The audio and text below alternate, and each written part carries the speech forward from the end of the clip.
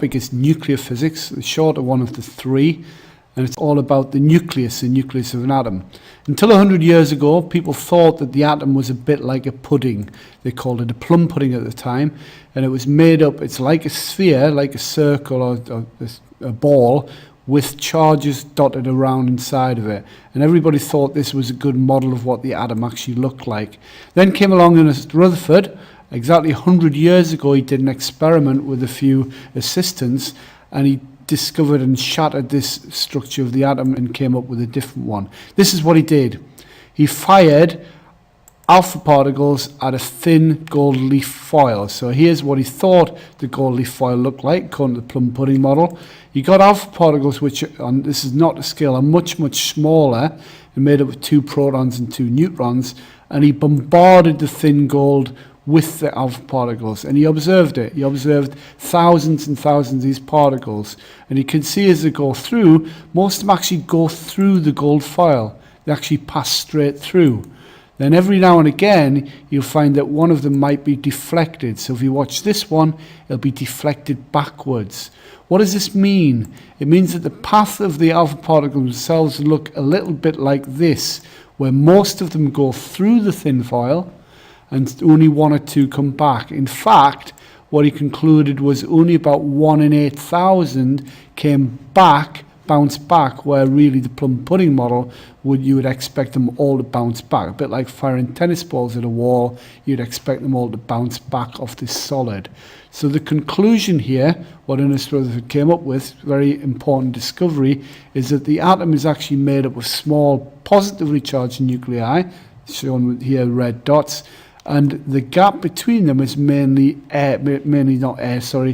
space. So the alpha particles can actually just go straight through them because there's nothing to stop them.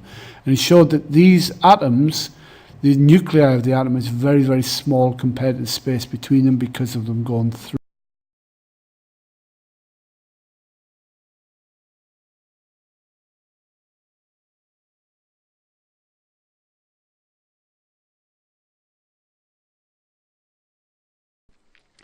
So now let me talk to you guys about alpha particles or alpha emissions. Now if we look at the definition, it says a positively charged particle of a helium nuclei. Now we know that helium always has 2 protons in its nucleus, and it also has 2 neutrons. However, since this is positively charged, if we would draw this, we would see that it would have 0 electrons. So the formula for alpha particle is 2 protons plus 2 neutrons plus 0 electrons. Pretty weird, huh? Now, typically, or I guess I might want to take a step back. So since you have 2 positive charges and no negative charges, you have an overall +2 or a 2 plus charge. And whenever you have a positively charged ion, it's technically called a cation. Now, since electrons are really easy to gain or lose in nature, this ion typically picks up, it finds 2 electrons somewhere. So typically whenever you have an alpha particle, it quickly finds 2 electrons, and this alpha particle quickly becomes a stable or neutral helium element, or helium atom, whatever you want to call it. So, aside from that, let me go ahead and give you an example of when this would happen in nature. Let me think of a good color. I'm feeling dark blue.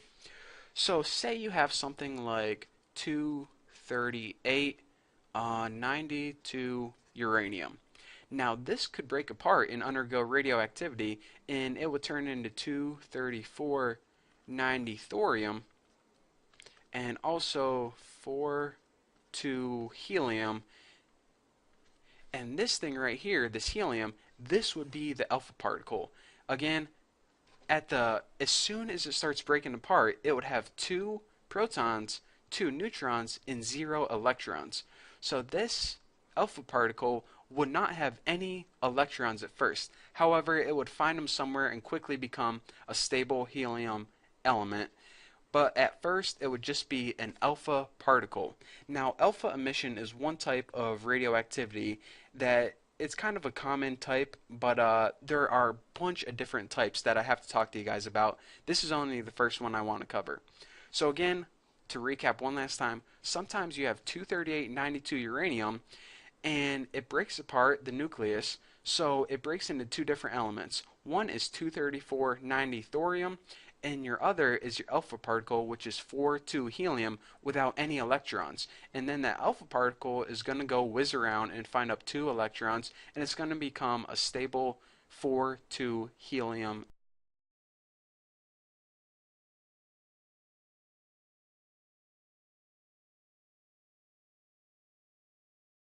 Beta emission is basically the process of making these things called beta particles. So let's go ahead and understand what the heck a beta particle is first. An electron emitted from the nucleus. Okay, I think I misread that. Let me read that again. An electron emitted from the nucleus? I think I did a typo or something because, Bucky, there are no electrons in the nucleus, right? Well, you are correct most of the time. So let me go ahead and show you an example of when this would occur, and then I'll talk you guys through it. So say you have something like 14,6 carbon. It can undergo some process that I'm going to be talking about later, which can turn it into a 14,7 nitrogen and also an electron, and we write electrons like that. So you're saying, okay, you're kind of scratching your head right now. How can you turn 14,6 carbon into a 14,7? Oh, I see what you're doing. You're adding a proton. Well, that doesn't make sense because the mass number is staying the same. Plus, you have this electron that came from somewhere. What the heck is going on? Well, let me go ahead and tell you guys this.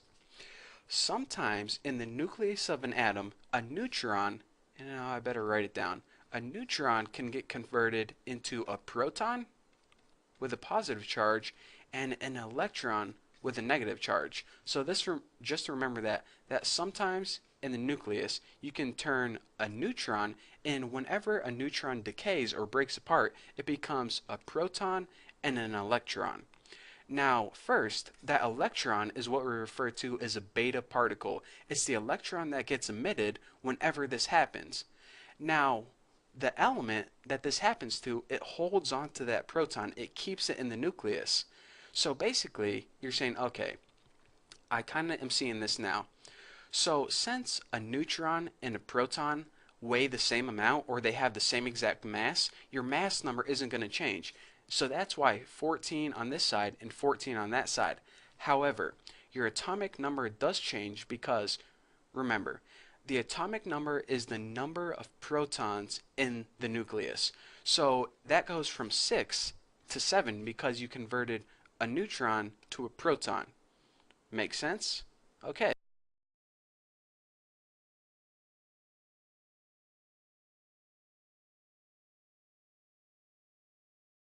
Radiation happens a lot with the element cobalt 60.